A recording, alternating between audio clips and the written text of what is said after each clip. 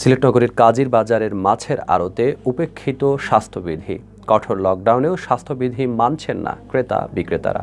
প্রতিদিন সকাল থেকে বিকেল পর্যন্ত ভিড় থাকে মাছের আড়তে। সামাজিক দূরত্ব কিংবা স্বাস্থ্যবিধি না মেনেই গাদাগাদি করে চলে কেনাবেচা। এতে করোনা সংক্রমণের আশঙ্কা করছেন সচেতন মহল।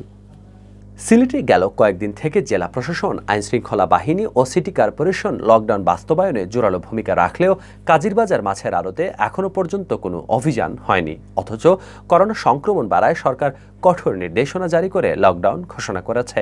কিন্তু কাজীরবাজারের মাছ ব্যবসায়ীরা যেন পাত্তাই দিচ্ছেন না করোনা সংক্রমণকে।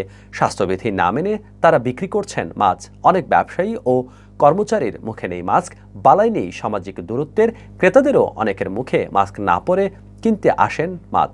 স্বাস্থ্যবিধি নিশ্চিতে বাজার কর্তৃপক্ষ উদাসীন। এখনো পর্যন্ত কোনো ব্যবস্থাও নেওয়া হয়নি স্বাস্থ্যবিধি নিশ্চিতে। ফলে বাজারে আসা ক্রেতারা রয়েছেন করোনা সংক্রমণের আতঙ্কে। যেদিন তো লকডাউন শুরু হইবে এর আগের দিন আমাদের সেক্রেটারি বলছে প্রতিটা পাইকারের মুখে মাস্ক থাকবে, কিন্তু উনি তো বলছে, উনি নিজেও আসলো সকালে সবার মুখে মাস্ক ছিল, হয়তো ওনার দুই তিনজনের মুখে মাস্ক নাই, হয়তো তারা বলে বসত পকেটে রাখিয়ে দিছে এই জন্য।